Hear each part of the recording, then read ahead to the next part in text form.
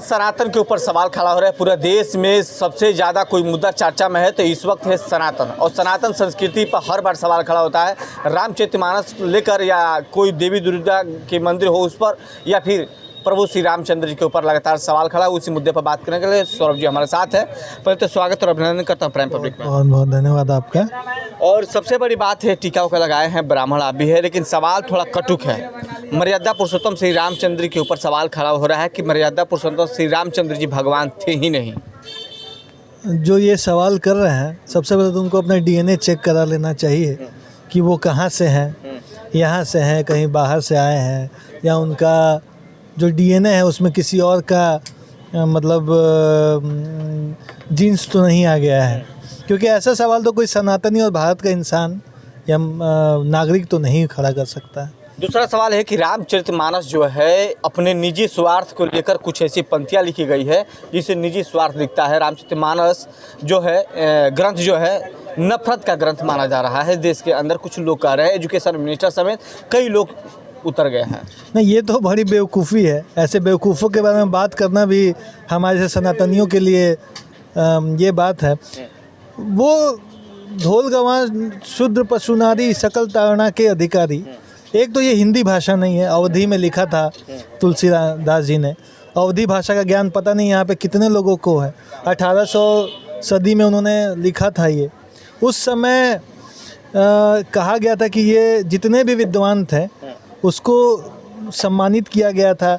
ये नंबर 1 ग्रंथ है हमारे देश का, जो आज भी हर घर में रहता है।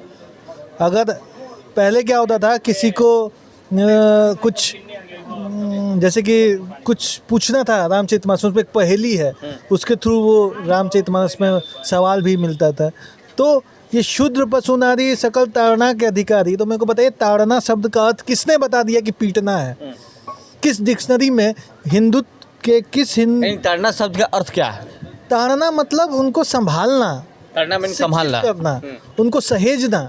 क्या अपने घर की नारी को आप खुले में छोड़ देते हैं या उसको संभालते हैं? जो कहा जा रहा है कि तबला है, तबला को अगर आप नहीं संभाल के अच्छे से सुर ताल में नहीं बजाइएगा तो उसका सुर निकलेगा अच्छा क्या? तो बात ये है, बात ये कि सकल ताड़ना मतलब उनको संभाल के रखना, उनको शिक्षित करना है। अभी एक बात और बताते हैं कि एक ऐसे समाज के वो लोग हैं जो कहते हैं कि बागेश्वर धाम बाबा को डेट करते हैं कि अरे बागेश्वरा, रामभद्राचार्य को कहते हैं कि रामभद्राचार्य बाबा फरवरी डेट करते हैं। उन माननीय सदस्यों में से उनका स्थान आता है। कहते हैं कि ये लोग केवल ढोंगी हैं, ढोंग का नाटक करते हैं, आता जाता कुछ नहीं है। देखिए, हमेशा इस समाज में राक्षसों का भी स्थान है। राक्षस भी रहते हैं, दुराचारी भी रहते हैं, अधर्मी भी रहते हैं। तो जो अधर्मी है उनसे आप सदाचार की उम्मीद तो नहीं कर सकते हैं। वो ऐसे ही भाषा का प्रयोग करेंगे, अनर्गल बोल के वो अपना नाम उछालना चाहते हैं, लाइट में आना चाहते हैं, उनको कोई पहचानता नहीं है। पर ये स्वामी प्रसाद मौर्य इतने दिन से राजनीति कर रहे हैं, वो एक कोने में पड़े थे, अचानक से उनको रामचरितमानस की चौपाई में बुराई दिखने लग गई। अरे भाई, जब तुम सत्ता में थे तो क्यों नहीं इस पर आवाज़ उठाए? सत्ता से तो तुम उस पर कुछ ज़्यादा तुम्हारा ये हो सकता था। सत्ता से आप बाहर निकल गए तो रामचरितमानस की चौपाई में उनको प्रॉब्लम आ गई। उत्तर प्रदेश में, बिहार में तो लोग बेलगाम होकर खुलेआम घूम रहे हैं, बोल रहे हैं, गाली दे रहे हैं, गलौज कर रहे हैं। लेकिन उत्तर प्रदेश में देखा गया कि रामचरितमानस और ग्रंथ को आग के हवाले करने वाले व्यक्तियों को राजस्व लगा के उनको जेल भेज दिया गया। क्या ये बिहार में संभव आपको दिख रहा है? ऐसे लोगों जो ये हो सकता है? नहीं, मुझे तो नहीं लगता, बल्कि उनको और प्रोत्साहित किया जाएगा इस सरकार में और उनको सराहना मिलेगी। क्योंकि ये लोग का एजेंडा ही यही है, सनातन का विरोध करना, सनातन को धूमिल करना, हिंदुओं पे अटैक करना, इन लोग की यही मंशा है।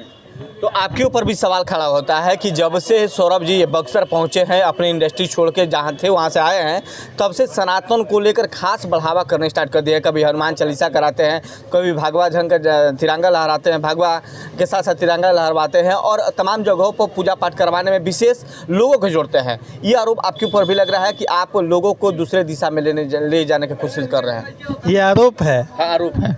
अगर ऐसा आरोप लगता है तो मैं तो बहुत खुश हूँ कि अगर मुझ पे अगर ऐसा आरोप लगता है कि मैं धर्म का प्रचार कर रहा हूँ, प्रसार कर रहा हूँ, और इससे जो लोग परेशान हैं, तो मतलब ये आरोप लगने वाली बात होनी चाहिए कि मैं हनुमान चालीसा कर रहा हूँ इसके लिए कि कोई खफा है, तो ये तो मतलब बहुत विस्मित करने वाली बात है, बहुत आश्चर्यचकित करने वाली। एक कौम का बात करते हैं, केवल आपके अंदर केवल हिंदुत्व है, हिंदुत्व के बारे में बात करते हैं, दूसरे कौम के बारे में आप सोचते नहीं हैं। तो हम क्यों सोचेंगे भाई? मैं अपने घर को पहले तरजीह दूंगा ना, मैं दूसरे के घर में उंगली क्यों करूंगा? मैं अपने धर्म की बात करता हूँ, मैं अपने संस्कारों की बात करता हूँ। तो क्या संदेश देना चाहते हैं रामचरितमानस और भगवान मर्यादा पुरुषोत्तम श्री रामचंद्र जी पर सवाल खड़ा करने वाले लोगों को?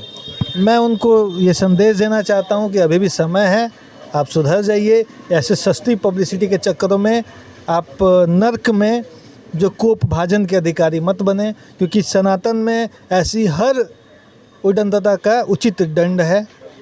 नरक में तलने से आप देश के अंदर विकास की बात नहीं की जाती है और मर्यादा पुरुषोत्तम श्री रामचंद्र जी देश के बड़े नेता बन के उभर चुके हैं।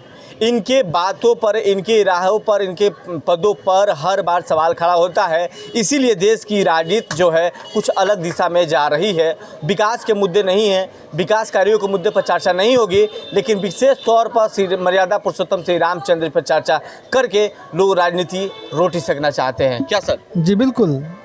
आप डेवलपमेंट की बात की, बिहार के जो शिक्षा मंत्री हैं उन्होंने रामचरितमानस पर सवाल उठाया।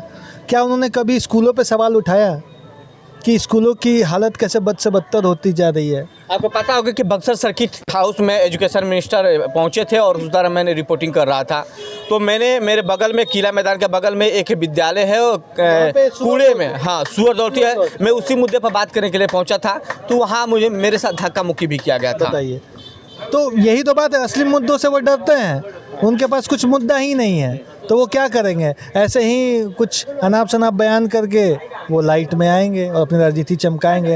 राजनीति चमकाना है तो मैं उनको चैलेंज कर रहा हूँ कि असली मुद्दों पे राजनीति कीजिए, विकास पे राजनीति कीजिए ना। स्कूलों की क्या हालत है, शिक्षकों की बहाली क्या हुआ? अब शिक्षकों पे जो बच्चे तैयारी के उस पर डंडे बरसाने लग जाते हैं पटना में, क्या वो उनके भाषा में तो यही ताड़ना है।